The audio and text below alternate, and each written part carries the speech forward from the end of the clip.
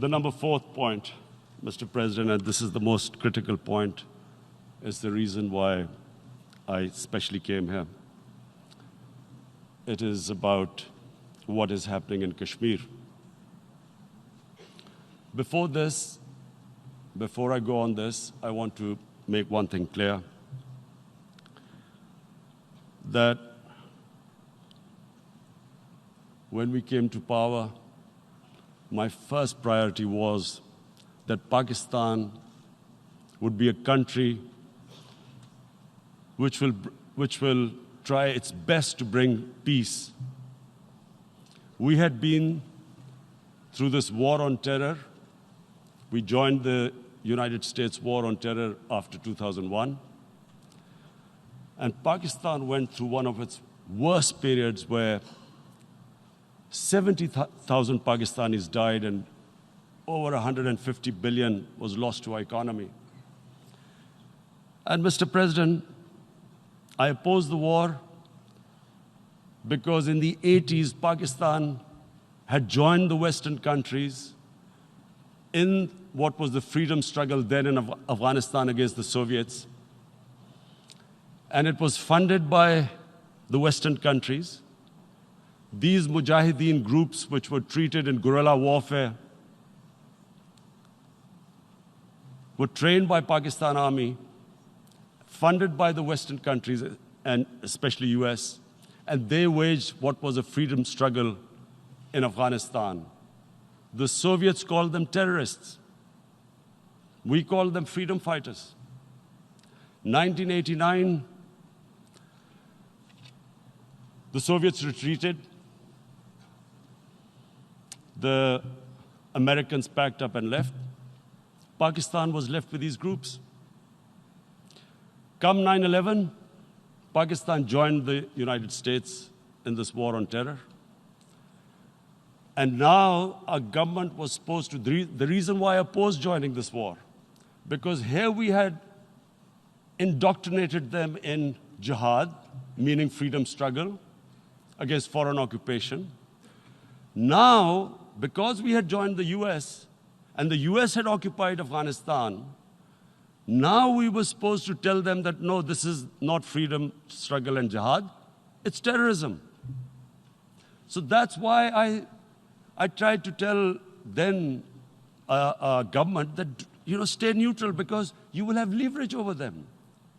You will be able to control them. But if you join them, you become collaborators and they will attack you, which is what happened. They turned against us. We went through a nightmare. 70,000 people killed in a war we had nothing to do with. No Pakistani was involved in 9/11. Taliban were in Afghanistan. Al-Qaeda was in Afghanistan. What had we to do with it? 70,000 Pakistanis died. So when we came to power, we decided that we would dismantle what was left of these groups. And this decision was taken not just by us, but by all the political parties in Pakistan. Unfortunately, they didn't implement it. So we came to power, we decided to implement it, and we dismantled whatever was left of the groups. And I know that India keeps accusing us that there are these groups there. I would like the United Nations to send observers, see for themselves what we've done. No Pakistani government would have dared to do this because it would have created strife. But we decided that there would be no militant organizations in Pakistan. So I need to give you this background and to what I'm going to say later on. And secondly, we started mending fences. I invited the Afghan president. We developed a relationship with Afghanistan. We had problems with Iran. We mended fences there. And then India. Now let me just give you a little background about my relationship with India. Because of cricket, and cricket being it's a passion in the subcontinent, I had great following in India. I have friends in India, and I loved going to India. So immediately, when my party came to power, the first thing we did was to immediately reach out to India. And I spoke to President Modi and I said, look, we have similar problems. Climate change, poverty, let's get together. Let's resolve our differences through trade. Let's build a relationship on trust. Prime Minister Modi told me that, there were terrorist attacks from Pakistan. I said, we have problems with you. There are terrorist attacks which we know are instigated by India in Balochistan. We caught a spy, Kulbhushan Yadav, who admitted what the sabotage going on in Karachi and Balochistan. So we said, look, let's leave that behind. Let's move forward. Our main priority should be our people. The highest number of poor people live in the Indian subcontinent. Unfortunately, didn't make any headways. Our foreign ministers were supposed to meet on this in the UNGA last year. India canceled it. We thought that it's their election coming up. It's a nationalist, ultra-nationalist party. It doesn't want to cozy up to Pakistan. So we thought, okay, we'll wait till the elections. Meanwhile, a 20-year-old Kashmiri boy, whose father said was radicalized by the security forces in Kashmir, blew himself up on an Indian convoy. Immediately, India blamed us. I spoke to the Indian public on television. I said, if you give us any iota of proof, we will immediately take action because we've clamped down on these groups. Rather than sending us any proofs, they sent their jets in, they bombed us. We retaliated. A jet, 2 of their planes were shot down, 1 pilot bailed out in Pakistan. We immediately returned the pilot, saying that, look, we do not want any escalation. Rather than taking that as a peace gesture, the entire campaign, almost the entire campaign of Mr. Modi in the election was how he had taught Pakistan a lesson that jets had killed 350 terrorists. Complete lie, they had just killed about 10 trees of ours, which was quite painful given that, we are growing all these trees. He then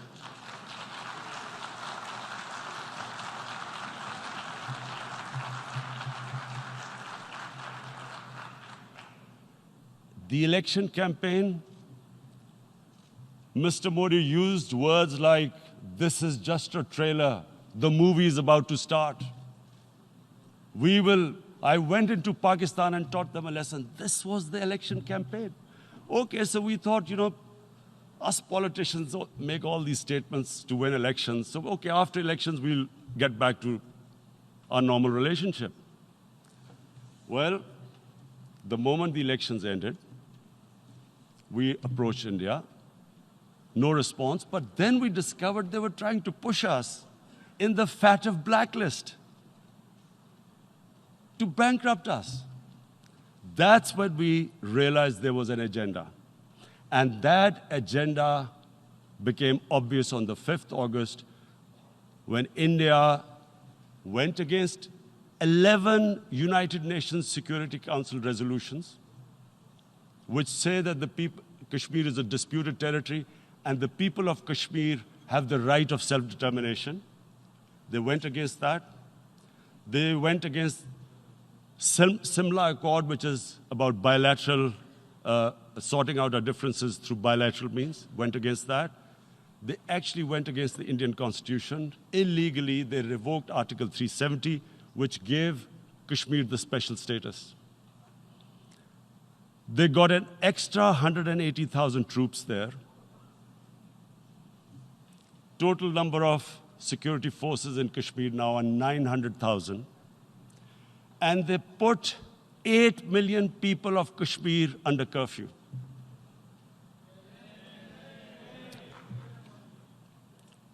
Mr. President, now I just briefly want to make the people understand how can anyone do something like this? And for that, I have to explain to you what is RSS. RSS, Mr. Narendra Modi is a life member of RSS. RSS was an organization that was inspired by Adolf Hitler and Mussolini, came about in 1925.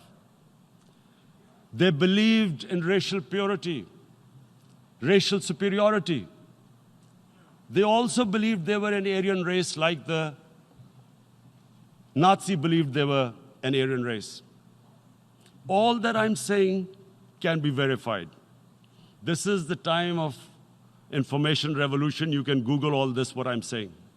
But it is very important for me to explain this to you so you know what is happening in India. This RSS believed in the ethnic cleansing of Muslims from India. At one point, there was racial superiority of the Hindu race. Secondly, it was hatred for the Muslims and for the Christians because they believed that this golden age of Hindu civilization was stopped because of Muslim rule centuries back and then the British rule of India. So it was racial superiority and hatred for Muslims and Christians. This is openly stated.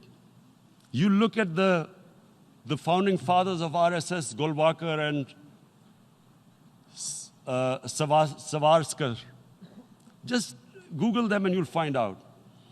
And this ideology of hate is what murdered the great Mahatma Gandhi in 1948. It was this ideology of hate that made Narendra Modi in 2002 do a pogrom against Muslims in Gujarat when he was the chief minister. He allowed 3 days for these RSS goons who were inspired by the Hitler brown shirts. They actually wear brown shirts. This RSS, the Congress Home Minister gave a statement that in RSS camps, terrorists are being trained.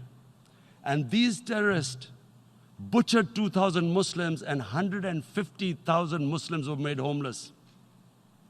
Narendra Modi could not travel to the US because of that.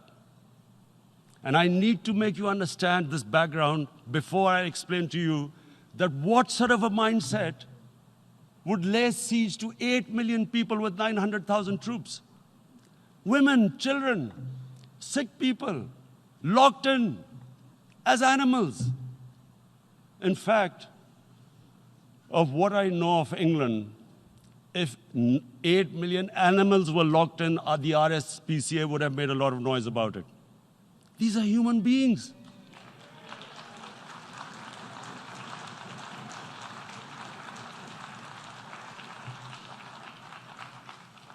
And Mr. President, what comes with racial superiority, these illusions of Aryan superior race, is arrogance.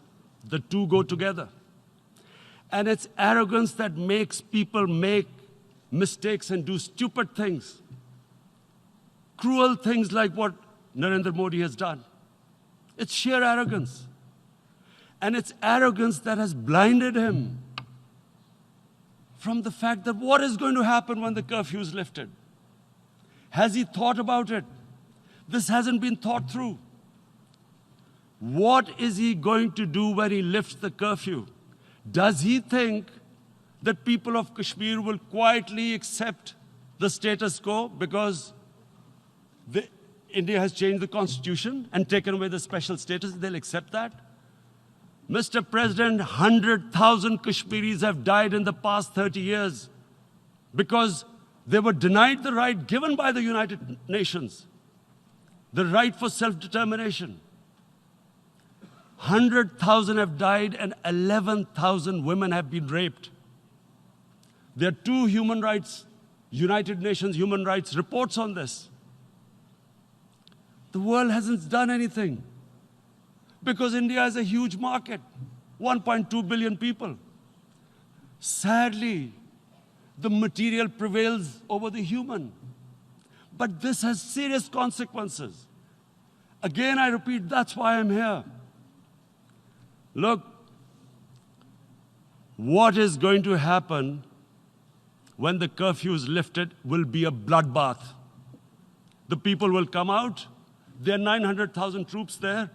They haven't come to, as Narendra Modi says, he's done this for prosperity of Kashmir. This is supposed to be for the development. These 900,000 troops, what are they going to do when they come out? There'll be a bloodbath. Has he thought it through what happens then? Mr. President, has anyone thought that what happens when there is a bloodbath? What do you think the impact will have on people of Kashmir? What do you think they will think? The way they have been boxed in their houses, treated like worse than animals, no rights. Thousands of all the political leadership has been arrested, taken out of Kashmir. Even those Kashmiri leaders who were pro-India have been taken out. 13,000 boys have been picked up and taken to God knows which destinations. So what do they think? What will the people of Kashmir do when they lift the curfew? They will be out in the streets. And what will these soldiers do? They will shoot them. They've already used pellet guns, blinded young boys. In the last 6 years, the 5 years, the oppression that has gone on in Kashmir. And so, Kashmiris will be further radicalized. Mr. President, there will be another Pulwama. And guess what? India will blame us. They're already blaming us. They're saying all this is happening because of Pakistan. One of their defense ministers said, there are 500 terrorists lined up on the border to go in. Why would Pakistan send 500 terrorists when there are 900,000 troops? What impact are they going to make? What will they do? And why would? Don't we know that the moment there is some terrorist attack, all that will happen is there'll be further cruelty and oppression of the people of Kashmir. We will just give the 900,000 troops to further crush the people of Kashmir. And then we'll give the Indian government an excuse that, look, Pakistan is a terrorist state, and this mantra that has gone on, Islamic terrorism. The moment you use this catchword, Islamic terrorism, the whole world turns away. No one talks about human rights. You can do whatever you want, which is what has happened in Kashmir, because they keep using this word, Islamic terrorism. And this is what they're doing right now. What do we benefit from further increasing the cruelty on the people of Kashmir? And why would we want this? But there is no other narrative left for India. As when they lift the curfew, whatever happens, Pakistan will be blamed, and there is always a danger of another Pulwama. They might come and bomb us again, and then another cycle might start. And what does Narendra Modi think? That 180 million Muslims of India are thinking right now. Aren't they watching these Kashmiris stuck inside for 55 days they've been stuck in? Aren't they watching? What do you think? Don't you think that the Muslims will be radicalized in India? And I'm talking about 180 million people. And when they get radicalized, there will be some incident in India somewhere down the line. Again, we will be blamed. And I'm warning you right now, again, we will be blamed. And Mr. President, what about 1.3 billion Muslims who are watching this? And they know that it is only happening in Kashmir because they're Kashmiri Muslims. this is not happening to Kashmiri Hindus. They know that this is happening because of their religion. So what do you think they will be thinking? What do you think the Jewish community would think if there were, forget 8 million, 8,000 Jews stuck like this? What do you think Europeans would think? What do we think? I mean, any human community, if their members are stuck like that, what do you think they will think? Are we a children of a lesser God? Is it not going to cause us pain? And then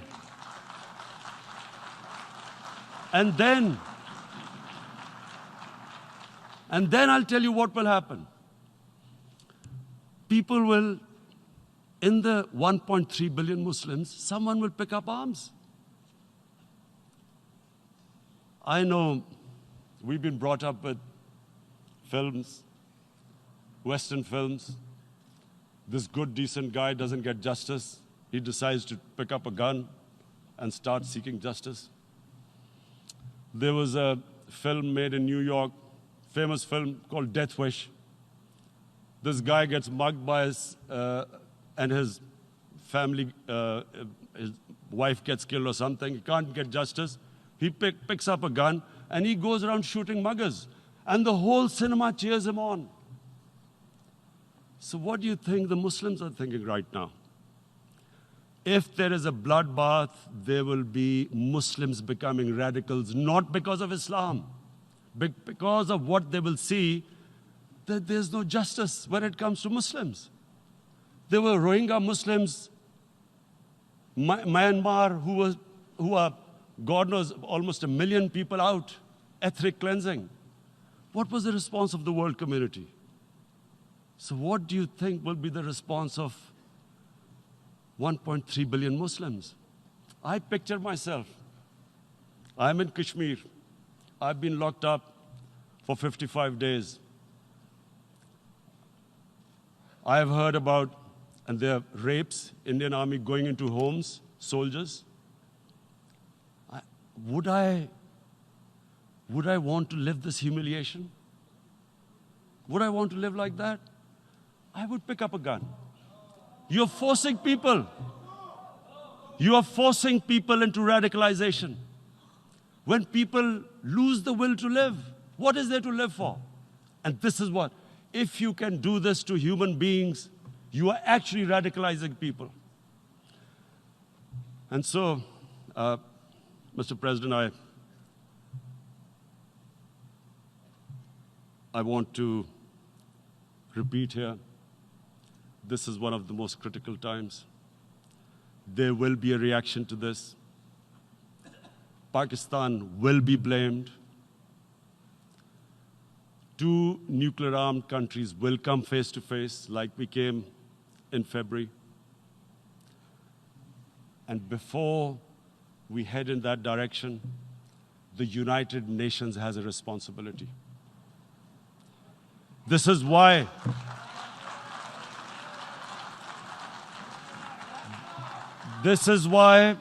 the United Nations came into being in 1945. You were supposed to stop this happening. I feel we are back to 1939, Munich. Czechoslovakia has been taken, annexed. What is the world community going to do? Is it going to appease a market of 1.2 billion, or is it going to stand up for justice and humanity?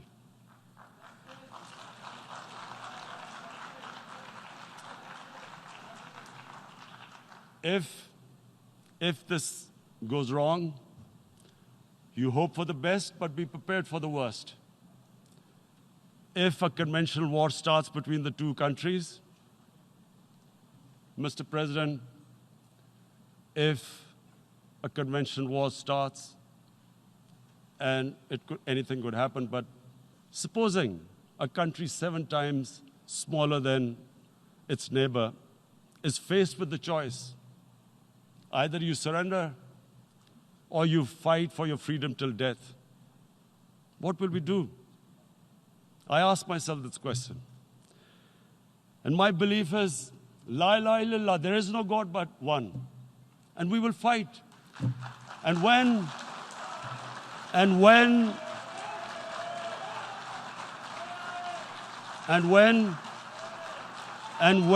a nuclear-armed country fights to the end, it will have consequences far beyond the borders. Is it going to stand up for justice and humanity?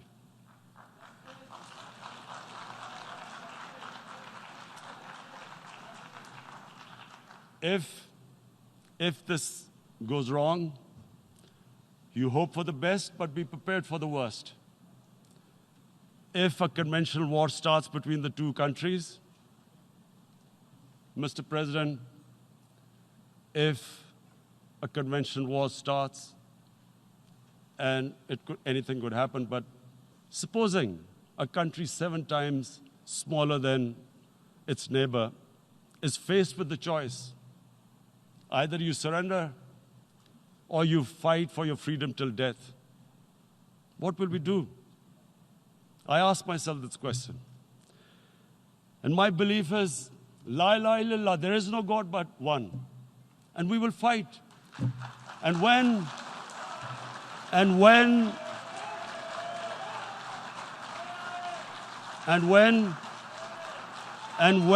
a nuclear-armed country fights to the end, it will have consequences far beyond the borders. It will have consequences for the world, which is why I repeat I'm here. Because I'm warning you, it's not a threat. It's a fair worry that where are we headed? And I've come here to tell the UN, you've got to, this is a test for the United Nations. You are the one who guaranteed the people of Kashmir the right of self-determination. They are suffering because of that. And this is the time. This is the time not to appease like in 1939 appeasement took place. This is the time to take action. And number one action must be that India must lift this inhuman curfew, which has lasted for 55 days. It must free all political prisoners, and especially those 13,000 boys that have been picked up. Parents don't know where they've disappeared. And then the world community must give the people of Kashmir their right of self-determination. Thank you.